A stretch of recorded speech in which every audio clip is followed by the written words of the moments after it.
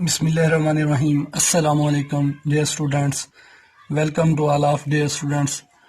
आज हम लोग लेक्चर नंबर 2 स्टार्ट करते हैं, second year chemistry chapter number 7। इसमें हम लोग some features of organic compounds के बारे में बात करेंगे। ऑर्गेनिक कंपाउंड्स की कुछ खसूसियात के बारे में बात करेंगे। देखें, ऑर्गेनिक कंपाउंड्स लास्ट लेक्चर में हमने जो बात की थी, मैं थोड़ा सा रिव्यू कर देता हूँ ताकि आप लोगों को पता चल जाए। ऑर्गेनिक कंपाउंड्स हमारे पास ऐसे कंपाउंड्स होते हैं जिनमें कार्बन और हाइड्रोजन पाए जाते हैं, उनको आप लोग ऑर्गेनिक कंपाउंड कहते हैं। ठीक हो गया। अब ऑर्गेनिक कंपाउंड्स की कुछ मखसूस खसूसियात हैं, वो आज हमने डिस्कस करनी है। इसमें सबसे पहले है जी पिकुलर नेचर ऑफ कार्बन। अब कार्बन एटम जो है, इसका एक पिकुलर बिहेवियर है जिसको हम लोग कहते हैं जी कैटिनेशन। जिसको क्या कहते हैं जी? कैटिनेशन। कैटिनेशन एक ऐसा प्रोसेस है जिसके जरिए से कार्बन जो है वो एक कार्बन एटम दूसरे कार्बन एटम के साथ मिलकर, फिर तीसरे कार्बन एटम के साथ मिलकर, ऐसे बहुत सारे कार्बन एटम आपस में मिलकर एक लंबी जंजीर बना लेते हैं। तो ऐसा अमल जिसमें कार्बन एटम मिलकर, बहुत सारे कार्बन एटम मिलकर एक लंबी जंजीर बना लेते हैं, उस प्रोसेस को हम लोग क्या कहते हैं? कैटिनेशन। तो मैं इसको प्रॉपर वे में डिफाइन कर देता हूं। the process in which carbon atom formed long chain by self linkage। ठीक हो गया जी। अब इसमें मैंने बता दिया कि हमारे पास कार्बन एटम जो है वो सेल्फ लिंकेज मीन ये है कि एक कार्बन एटम दूसरे कार्बन एटम के साथ, तीसरे कार्बन एटम के साथ, चौथे के साथ, इस तरह मिलते हुए कार्बन एटम जो है वो बहुत सारी लंबी जो है ना वो जंजीरें बना लेते हैं। इस प्रोसेस को क्या कहते हैं? कैटिनेशन। अब इसकी एग्जांपल देखें जी। इसकी एग्जांपल है जी, अब यहाँ मैं एक चेन बना देता हूँ। ये कार्बन एटम है, ये दूसरा कार्बन, ये तीसरा, ये चौथा, ये पांचवा, ये छठा। अब ये हमारे पास जो है एक कार्बन की एक पिकुलर खसूसियत है, पिकुलर बिहेवियर है कार्बन का, जिसके जरिए से ये सेल्फ लिंकेज शो करते हुए कैटिनेशन करता है जी। ठीक हो गया जी। अब ये इसका पिकुलर बिहेवियर है।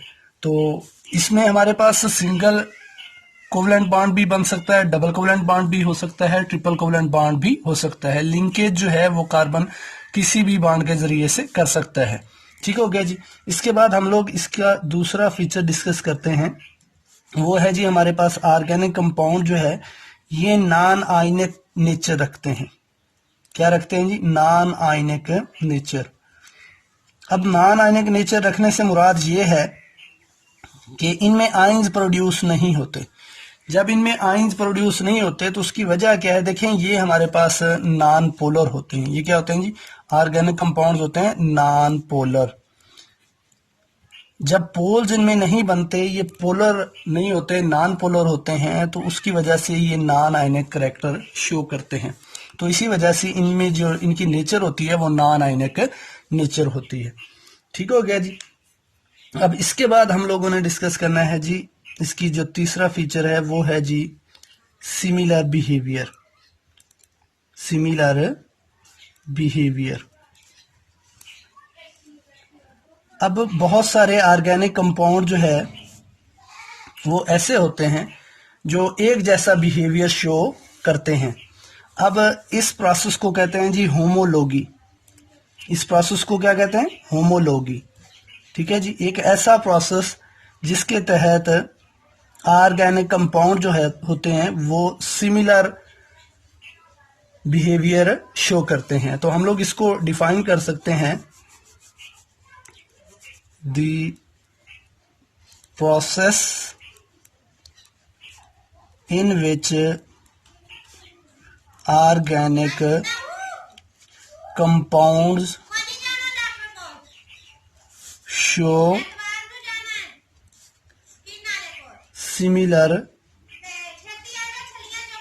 behavior। ठीक हो गया जी। is known as homology. ठीक हो गया जी।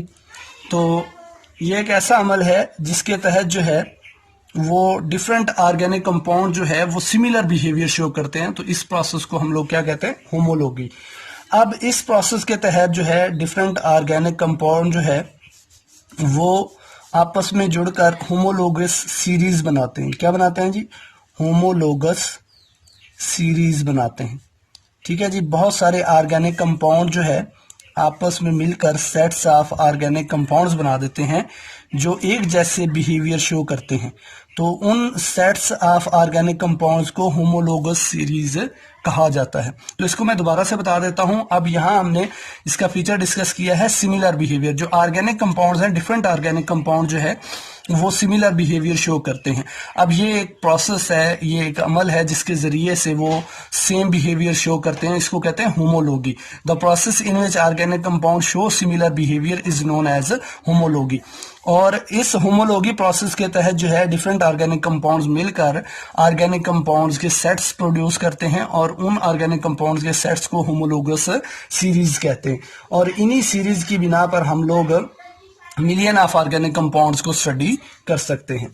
इसके बाद हम लोग इसका चौथा फीचर डिस्कस करेंगे, वो है जी सॉलोबिलिटी। क्या है जी, सॉलोबिलिटी।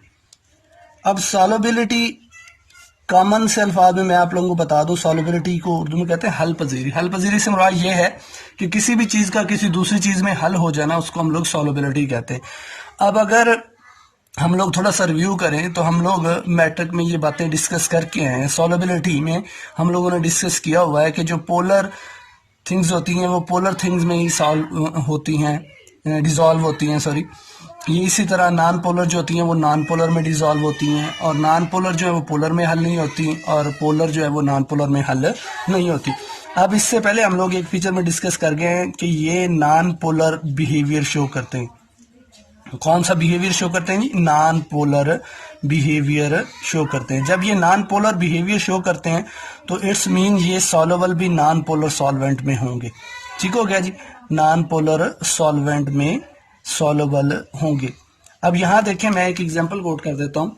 अगर आप कहें कि जी हम किसी ऑर्गेनिक कंपाउंड को वाटर में डिसॉल्व करना चाहते हैं तो वाटर में डिसॉल्व नहीं होगा। उसकी वजह यह है कि वाटर जो है वो पोलर नेचर रखता है और जो ऑर्गेनिक कंपाउंड है वो नॉन पोलर नेचर रखते हैं। तो सॉल्युबिलिटी रूल के मुताबिक अगर हम लोग गौर करें तो सॉल्युबिलिटी रूल हमें बताता है कि ऑर्गेनिक पोलर जो कंपाउंड्स होते हैं वो पोलर सॉल्वेंट में डिसॉल्व होते हैं।